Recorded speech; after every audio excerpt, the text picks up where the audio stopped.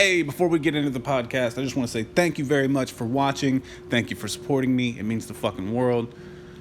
Don't forget to like, comment, subscribe. Today's podcast is going to be all about the state of art today and what I feel about it. It's a super important podcast to me. So please jump into the discussion with me in the comments. Yeah, enjoy. Thanks for watching. Yo, I got some shit I want to talk about. Yeah, let's just shoot the shit. What up, motherfuckers? Welcome to the new episode of the podcast. I told y'all one was coming. Here the fuck it is. Told everybody October was a busy month for me. October and the beginning of November, always super busy. Got my boy's birthday. Like I said in the GTA trilogy video. Yeah, we'll also get into that shit. Yeah, October is just super busy. So here within the next few weeks or so, should be starting to roll the podcasts back out a little more regularly again. At least, 2 a month, 1 every 2 weeks-ish. I'll try to do 1 a week starting January. No promises. Well, let's get into this shit. I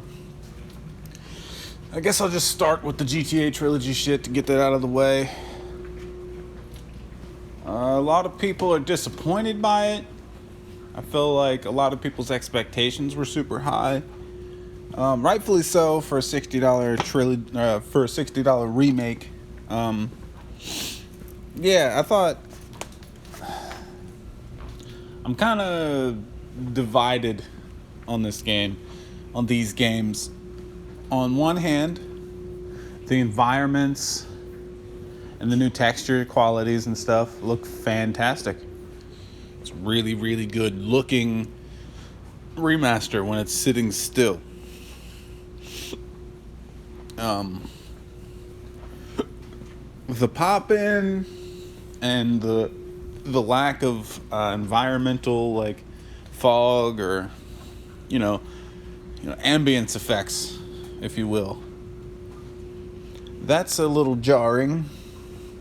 Getting up high in San Andreas, for example, and seeing the entire map kind of just looks like a super small clay model or something. Yeah, there are things that could have been done better. But you have to take into account that, it's not just the development team that are at fault. The development team could have had nothing but pure intentions, and I'm sure they did. They only had pure intentions. Take-Two Interactive and Rockstar Games as a whole, we don't know what they were demanding from Grove Street Games or what they said to them. Maybe in 2019, back when Grove Street Games got this job, got this assignment, and started working on it, maybe they were told they had until summer of 2022. Maybe they told them they had until the beginning of 2023. We don't know how long their initial deadline was. And even if their initial deadline was October or November of this year, maybe it just wasn't ready. And Take-Two was like, sorry, it's still got to go out. We don't know what happened behind the scenes. So to hear, from Rockstar themselves that the development team has been getting, horrible messages from people, just grow the fuck up. If you have time to write a threatening message or anything discouraging or despairing to a game developer, one single developer, a part of a giant team, if you take time out of your day to do that, to talk shit to one of those people who have a job and just go to work like you, or maybe like you don't do, then me and you definitely have nothing else to talk about. If you're watching this video and you feel like you're one of those people, just go ahead and deuce out. Unsubscribe, do all that. I don't give a fuck. Dislike the video. I don't like you.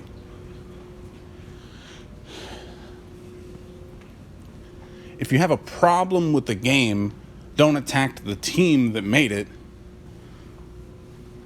as individuals. go to the source. People need to be directing their attention to Take-Two or Rockstar Games as a whole, not their employees. Their employees are just people with jobs. These companies that have this ever-expanding mindset, this never-ending growth type of mentality, those companies and those people behind those companies, the leaders of those companies, are the problem that we're having today when it comes to art. Every issue we've had over the past few years with games or movies or products in general have been those top tier fucking douchebags who own everything. For example, the company that works behind CD Projekt Red as their advertising group, the company that works over CD Projekt Red, those companies are the companies that decide what to show you when it comes to the game, or how to advertise the game, or even things as fucking important as when the game will release.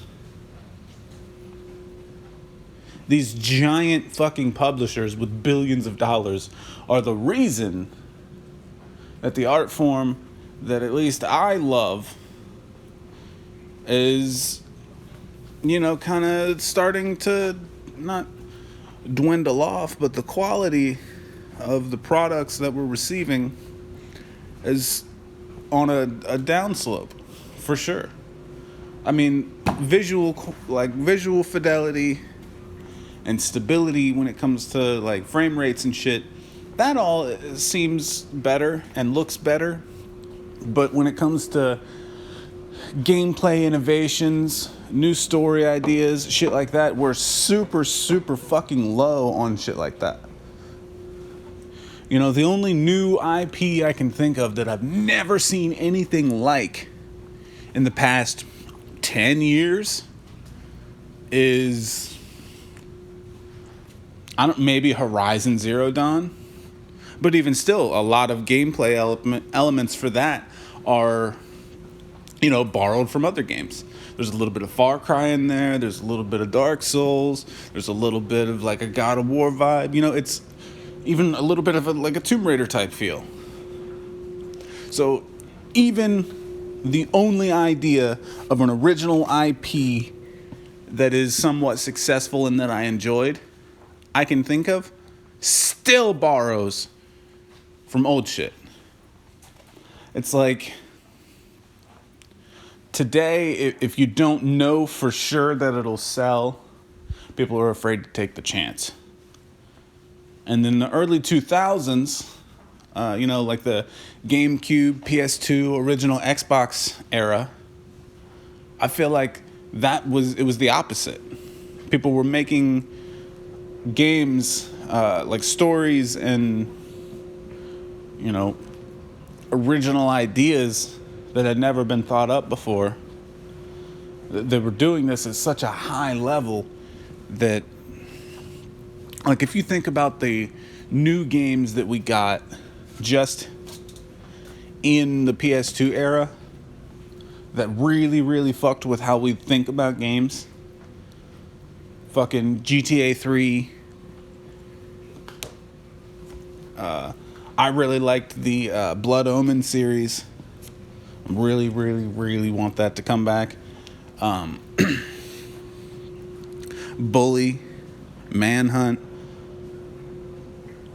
Just games that I at least had never even thought could even possibly be a thing, There's a big lack. There's this huge hole in creativity that I think we're only missing because of those, giant overseeing companies. So unless you want a lesser quality indie game with probably strange gameplay elements or super, super old gameplay elements, then that's really the only way to see, something original is a cheaply made indie title. I'm not against indie games or indie developers. I actually really, really like to support them. But what I'm saying is the AAA quality games used to play like modern indie games. There's always something different coming out. There was always a different style of play. And you just see none of that anymore. Everything is either open world or first person shooter or fucking both. And most of the time, they get the most important elements of those titles wrong. Watch Dogs Legion, for example. Alright. The concept behind Watch Dogs Legion, the play as anybody, build your own resistance, play how you want to play, that all sounds dope. But the fact that it affects nothing, only like your play style only affects how you're playing. It doesn't affect the way the story pans out whatsoever. That type of shit is what annoys the fuck out of me. Like if you're gonna claim to be undertaking this crazy task where you can play as anybody, do anything, have any type of play style, there should be variance in the story, how everything plays out. If you're a run and gun type player, you should see a lot of that on the news and shit. If you're a stealth type player or a non-lethal type player, that should also be spoken about within the story, and it should change the narrative. Instead, it only affects what you see and how you play. It's not... A lot of games have been letdowns. I hate to kick Cyberpunk while they're down, because they've been down for a full year. But Cyberpunk, CD Projekt Red claimed that they were making like the biggest, most diverse, insane story you've ever seen. And the only thing that picking a different character style changes is the first half hour of the game, maybe. Literally until you see the logo, the Cyberpunk logo, that's all that changes. Some of your dialogue options may be slightly different, but the story doesn't change. You see what I'm getting at? In the early 2000s, if you were playing a game with multiple story paths and multiple character choices, typically you got at least a slight variant of the story. Maybe different dialogue for the ending, maybe a different ending altogether. But today there's just none of that. Like GTA 5, for example, felt like it was this big world that you were really having an effect on. And the only thing you really had an effect on was those 3 choices at the very end of the game. You can kill Trevor, you can kill Michael, or you can make sure you all 3 live.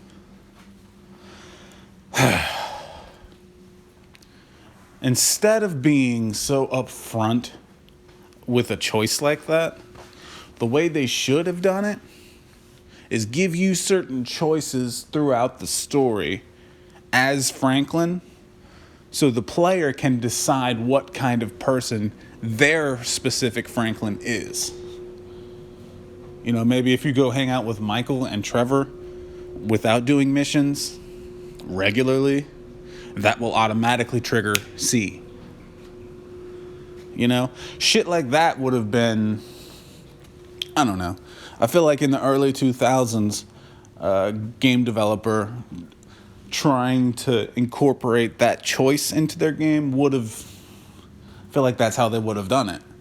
The more choices you make in any direction throughout the game decides the end.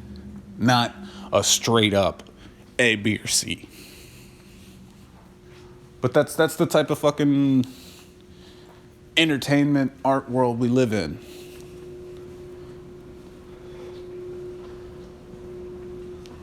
Especially when it comes to like music even.